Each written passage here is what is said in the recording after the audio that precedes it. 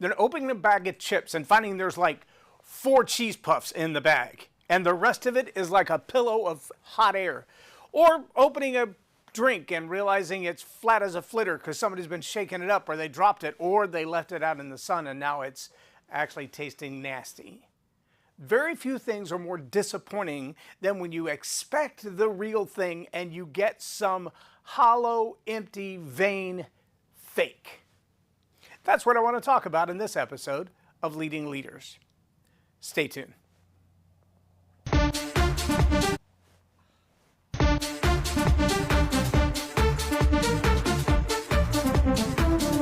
Think storytelling's just for bedtime? Nah, it's the secret sauce for business magic. Stuck in a rut with bland pitches and yawning clients?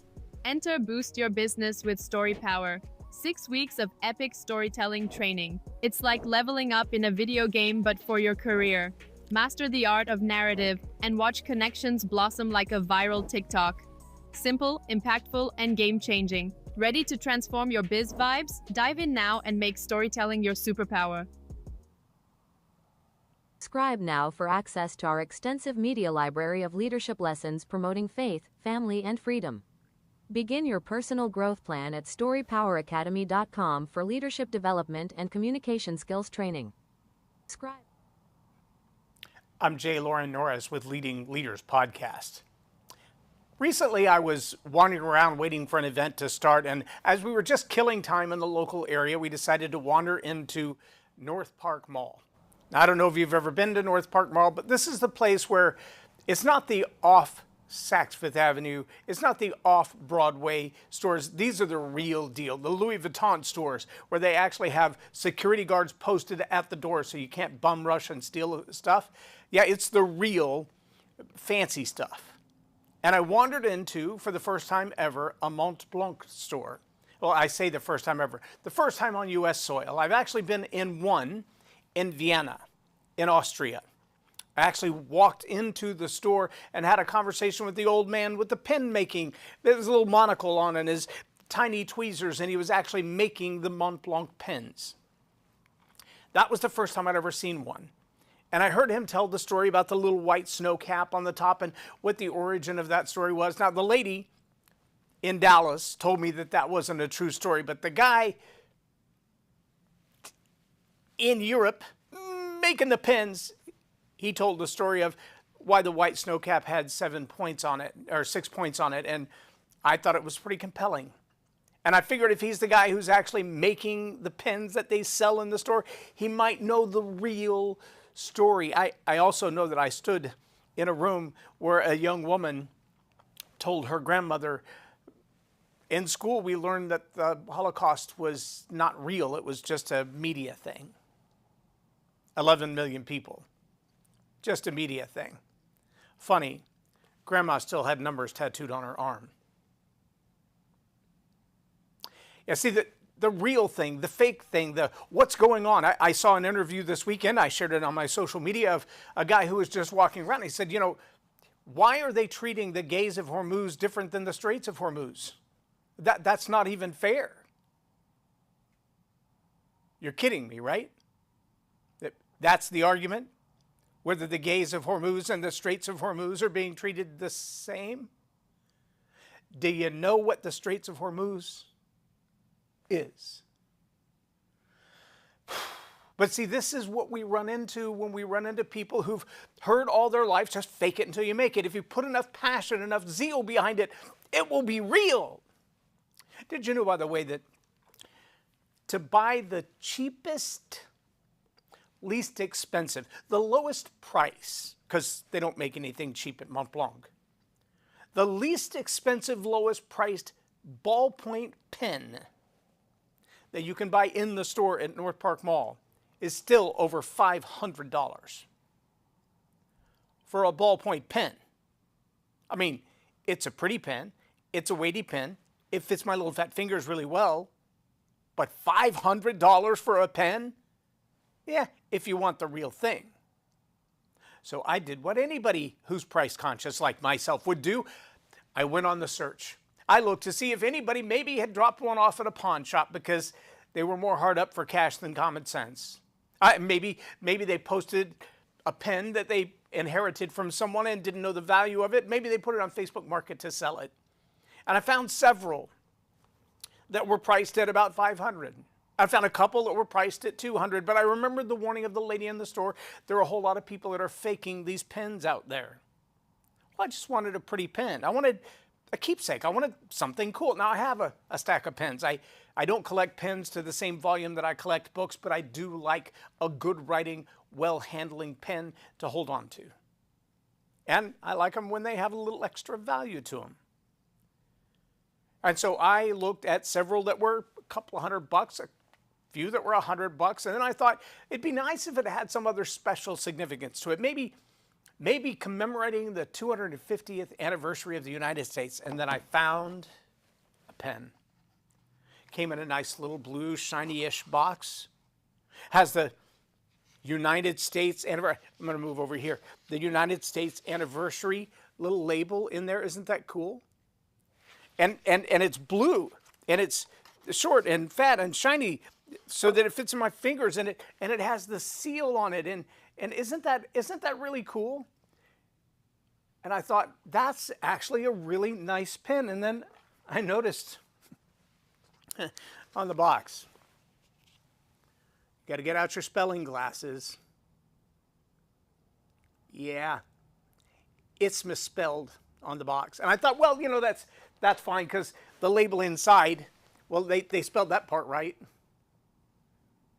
Surely it's all good, right? No. You got to look real close, but yeah, they even misspelled it on the pen. They misspelled anniversary on the pen. What a fake! What a horrible disaster of a fake. I tried to buy a pretty pen. It's not that complicated. It's just a pen. But what I realized was their great advertising made this beautiful pen look like it was deeply engraved. It was a beautifully manufactured pen. No.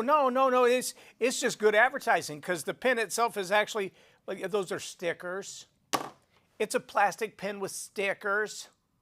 It's got stickers on it. They're just, I could scrape them off with a fingernail. They're stickers. Have you ever seen Lightning McQueen? Wasn't that his name? Lightning? The car with the kabow. He couldn't blink his eyes because his eyes were stickers. You know what I'm talking about, right? The little race car? Yeah. His girlfriend made fun of him because he didn't have real headlights. He just had stickers. The pen has stickers. It's not engraved. That is not anywhere near a real Mont Blanc. It might even be a blank, not even a Mont anything. Thankfully, I only paid $15 for this pen, but I'm still disappointed. Have you ever gotten that deal with someone you just felt like, wow, I won. I got the great price. I got the coach I wanted at the price that I wanted. And then you realize after all the time you've spent with them, they're a bag of hot air with 4 cheese puffs. They're the Diet Coke that's already flat, or it tastes funny because it's been hot and cold and hot and cold and hot and cold, and they stored it in the cellar. It's the pen with stickers. I don't care what your industry is. I hear it all the time from air conditioning companies. They're like, yeah, these guys promise to come out and service your machine and make sure you're ready for the summer. And really all it is a sales pitch to sell you a $5,000 unit. We don't even sell $5,000 units. If you're going to buy from us, it's going to be at least $10,000, because that's how you know it's quality.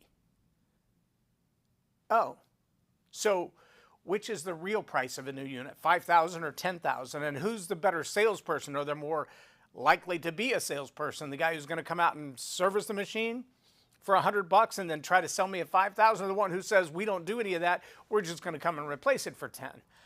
I don't know which one's the better deal. I don't know which one I should trust. How do you verify that? See, the worst part is when you've been scammed, when you've been shorted, when you've been slighted, when you signed up and you showed up and you invested yourself, your time and your money and your talent, at some point you realize you got stickers and not the real thing. And there's this very thin veil between anger and humiliation. You realize you've been had. Now, I can tell you, Heard it on a call just yesterday, but I've been hearing it for at least 5 years. Clients who have spent tens of thousands, if not hundreds of thousands of dollars, working with other coaches to move them from where they are to where they want to be, who then come back and say, I didn't get my money's worth. I mean, I got something out of it. I made some progress, but they didn't even take the time to get to understand me. I had one particular client who said, if I felt like everybody that I've spent almost $150,000 on over the last 2 years only wanted to make me their clone. And if I didn't learn to be just like them, to do just like them, to act just like them, that there's no chance I was going to succeed and it would be my fault. I don't want to be just like them. I want to be a better me. That same client bonused us almost what they had already paid in the contract as an extra bonus, no expectation. We had no idea it was coming, but they said, we either want to give you this in cash or we want to send you on a cruise because what you've done has been so much more. For 1/10 of the price, so much more tremendous effect in my life than everything else I've spent money on. I'm not saying this to brag about myself. I'm not saying this because I am the only real deal. That's not what I'm saying. What I am saying is, be wise before you buy stickers. I mean, if stickers is what you want, buy stickers. But if price is the only decision that you're making that on, then understand that veil between humiliation and anger is very, very thin, and it usually rests in the quality of what's delivered. Now, you know as well as I do, no, I did not get this from Temu, but I might as well have. Temu and Spirit Airlines, they've got a reputation for brand excellence, quality of service and product. Not sure it's the brand they want. I'm not sure it's the reputation they want, but they have one. They definitely have one. And they would rank right up there with stickers people. Or those people that I've ordered digital things from that when you turn them on, they just start smoking. Yeah, not good, not good. I don't care what your industry is. I don't care what business you're in. Your brand is the story people tell about you when they walk away. Now, you have an opportunity as a business owner, as a communicator, to begin the process of that brand from the first time you meet them. It's in the story you tell to yourself, about yourself, to your clients, about your clients. That's the story that begins to get repeated. And if you tell a story and you stand behind it, if you make a promise and you deliver on it, if you stick with it for some consistency, we've heard it over and over and over again. I've said it over and over again. There's no such thing as an overnight success. Almost every overnight success took 10 to 20 years to build it. I love the way John Maxwell says it. You say you want to do what I do. I'm asking, are you willing to do everything I did so that I can do what I do? If you're willing to do what I did, then you can do what I do. Most people are not. See, they've fallen into this mindset of fake it until you make it. Well, what happens when you fake it, but you don't make it? Well, then you end up with stickers. How many people have you run across who promised to help you accomplish a thing, to get something done, to remodel your house, to install a new roof? Our pastor, a couple of years ago, he's back in Florida now because the tornado first ripped the roof off his house, then moved his house, like destroyed half of it. The first time, he said, you know, I called the insurance company, they sent out an adjuster, they sent out their preferred roofer, they came and looked at the house, I gave them the deposit to buy all of the roofing materials with, and then they ghosted me. They don't return phone calls, they don't call back, they don't come back, they haven't delivered a single shingle to the site to do the work with. I'm out about 25 grand. What do you do with that? Well, we called our son-in-law, who happens to run a roofing company, and said, any chance you can help him out? They were able to make a deal, get his roof on, to get him done. Of course, the next tornado just completely wiped it out, so it was irrelevant. But how many times have you been taken advantage of? You got the bag of air with 4 cheese puffs in it. You got nothing that you paid for. You got stickers. It's a little bit frustrating, but it's humiliating too, because you feel like I should have made a better decision. I shouldn't have trusted them. I should have gotten all the information up front. I should have done my due diligence. And most of the time, you feel like you did. But see, there are a lot of people who are in the business of getting your money and vanishing. They ghost. They don't stay in the business very long. They realize a tornado has gone through a part of town. Roofers, unfortunately, it is an industry that is known for this. The tornado runs through town and 500 little roofers follow it like the paper following the coyote while he's chasing the roadrunner. And after the storm is over, they collect your money and they never build anything. They just collect your money and leave town. The industries that I serve, media, sound, production, coaching, speaking, is filled with the same kind of people. They come through and they make their millions. They run big, hefty ad campaigns for a year or two. They collect all the money, millions or tens of millions of dollars, and then poof, you can't find them anymore. You can't find them to go back on that lifetime promise. You have a lifetime guarantee this will work. You have lifetime access to blah, blah, blah. And you're like, okay, but the URL gives me a 404 page. Who do I complain to? I can't go back and see what I studied the first time as a refresher. It's not there anymore. Who do I ask? Where do I get my money back? Better question. Most frustrating, in my opinion. Where do I get back my dignity because I feel like a heel? I feel like the fool who invested in this or that or them. I invested in you. I trusted you to deliver more than stickers that are misspelled. But the quality of what was actually delivered, it's not there. And I feel like the fool. I'm the one looking at what I invested in and going, how could I have been suckered again? How could I have been sold again? Well, the truth is, there's a whole lot of advertising out there, and Russell Brunson points it out. There's a whole lot of mind games and manipulation before you ever see the product. Before you ever get to sample what it is that they're trying to sell you, you're being sold. You're being convinced. Your objections are being overcome. Your money is being separated from you from the very beginning because they know what your appetites are. They know what it is that you really want. You'll hear them say it in sales circles. Sell them what they want, then give them what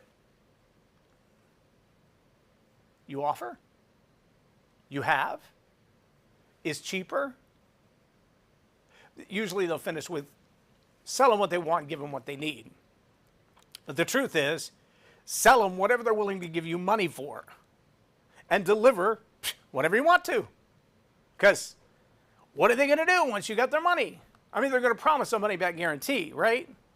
But often that money-back guarantee is not actually a guarantee to get your money back. It's a guarantee to give you something of equal or lesser value, give you something in return. Now, honestly, as a coach, I don't offer a money-back guarantee for one very particular reason. There are just as many scammers on the consumer side who will take your money, do nothing with the training that you've given them, and then want your money back. They see you like a savings and loan. I'll just deposit it with you. I'll come back and get it in 30 days or so. I'm not going to do anything with the product except download it, make copies, and use it for myself as my own product. Yes, I've had them do it. I actually had a regional vice president tell me, hey, I bought your CD at XYZ event. I've made like 50 copies of it. Everybody in our sales region has it. Thank you. Thank you for nothing. Did you buy 50 copies or did you buy one and make copies? I just bought one and made copies. That's a lack of integrity. Thank you for telling me. I guess what, I'm supposed to send my attorney to see you? I'm supposed to send somebody to collect the money for the 50 copies you gave away? I mean, what am I supposed to do as a business owner? So I don't do money-back guarantees because I know there are scammers on the consumer side just as there are on the business side. But I don't deliver stickers. I deliver the real deal. I tell clients, well, when you engage with me on a one-on-one session, here's what we're going to do. From a leadership lens, we're going to look at the stories in your life, and we're going to pull those stories apart like Laffy Taffy or beef jerky until we get down to the sinew of the story and we understand what it means. What's the metaphor? Who will it help? How's it going to change their life? What is the transformation that you went through in that incident? How will that benefit the audience you choose to serve? And as we walk through those steps and that process, there's often a lot of revelation. There's a lot of story that reveals something about me that maybe I've been hiding from myself. Maybe I've been lying to myself about. Maybe I've got my own puffed up bag of air with 4 cheese puffs in it. That if I'm honest and I pop that bag open and I look, I realize there's a whole lot more air there than there is substance there. I've been lying to myself. Or maybe the exact opposite is true. I've been putting on stickers to impress people, to win them over, to get their attention, to look like I've made it. But I'm faking it. Not making it, just faking it. Just faking it. And when the time comes and you've got to stand up, you've got to shut up or put up, you got nothing to put up. And hopefully for your sake at that point, that story that you've been telling, that sales pitch that you've been running, that stickers that you've been delivering has been enough to financially sustain you for a minute because your reputation and your brand has gone the way of Temu. The who that you are has been revealed. The stories that you tell don't stand up anymore because there's no substance in them. You haven't dug into every vein of that story. It's just the sales pitch. It's just the conniving, the manipulation. I shared one with a couple of clients of mine the other day. Very long story on Facebook, very text-based, little image at the bottom, link to a video. The story was very well crafted. I'd be willing to bet probably a little AI assistance in it.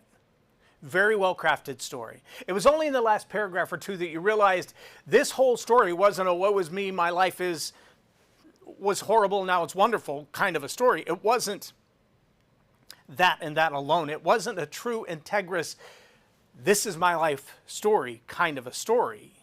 It was a well-crafted, emotionally manipulative sales pitch. And in the last couple of lines, you kind of become aware that they're not just telling you this is what happened to me, they're telling you this is what happened to me and here's how I can help you. Great, that's exactly what I recommend in storytelling. The reason you tell the story is so that people understand that you've been through the bad stuff and you figured out how to get out.